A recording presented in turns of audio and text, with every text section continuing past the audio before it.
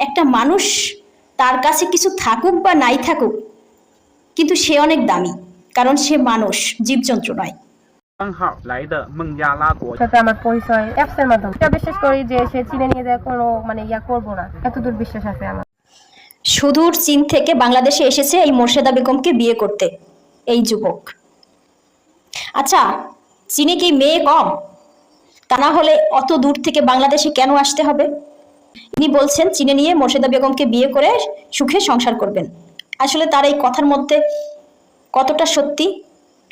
যদি সেটা হয়, চীনে গিয়ে যদি ওনারা ভালো থাকেন, সুন্দরভাবে সংসার করেন, আলহামদুলিল্লাহ, আমরাও খুশি। কিন্তু বিষয়টা যদি তার বিপরীত হয়, মানুষ কি করে জীবন নিয়ে জুয়া খেলে? এই মেয়েটা তো জীবন নিয়ে জুয়া খেলছে।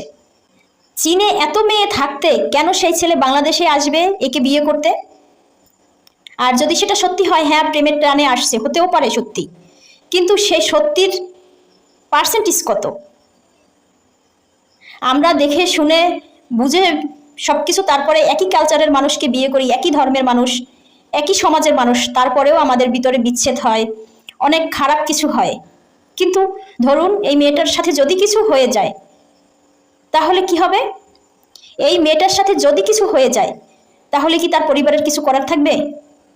এই মেয়ে না হয় প্রেমে পড়েছে অবশ্য, কিন্তু তার পরিবার কি করে রাজি হচ্ছে এই চীনের ছেলের সাথে মেয়েকে চীনে পাঠিয়ে দিতে? ভালোবাসা এটা আমরা বুঝি, কিন্তু ভালোবাসা অনেক সময় অন্ধ হয়, সবকিছু দেখে না, অনেক সময় অবুঝ হয়। আর এই অবুঝ ভালোবাসার মূল্য দিতে হয় কিন্তু অনেক মেয়েকে, এবং সেটা কঠিনভাবে, এমনকি তার পুরো পরিবারকেও দিতে হয়। একটা ছেলেকে কথা বলে ভালো লাগলেই তাকে বিয়ে করতে হবে কেন? এই মেয়েটা যতদূর আমি জানি ইসলাম ধর্মের অনুসারী, তাহলে কি এই চীনের যুবক মুসলিম হয়ে যাবেন? আর যদি ইনি মুসলিম না হন, তাহলে এই মেয়েটার কি হবে? একটা বিয়েই কি জীবনের সব কিছু? আপনি চীনে যাবেন, তার সাথে থাকবেন, তার ধর্মের অনুসারী হবেন, তার পরিবারের সাথে মিশবেন, আপনি যা খাননি কোনোদিন, যা দেখেননি সেগুলো দেখবেন, আপনার কালচারের সাথে তো মিশবে না। যদি ভালোবাসাটা সত্যি হয়, তারপরেও অনেক জায়গায় আপনাদের সমস্যা হবে। আর যদি সত্যি না হয়, তখন কি হবে? যদি সবশেষে শোনা যায় এই চীনের যুবকের বাড়ি খাগড়াছড়ি অথবা বান্দরবনে, ইনি কোনো উপজাতি, তখন কি হবে?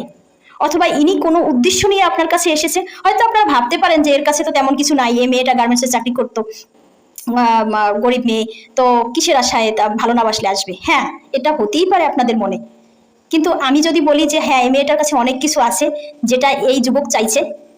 আসলে একটা মানুষ তার কাছে কিছু থাকুক বা নাই থাকুক, কিন্তু সে অনেক দামি, কারণ সে মানুষ, জীবজন্তু নয়। একটা মানুষের জীবন অনেক দামি, আর এই দামি জীবনটা ভুল মানুষের হাতে তুলে দিবেন না প্লিজ।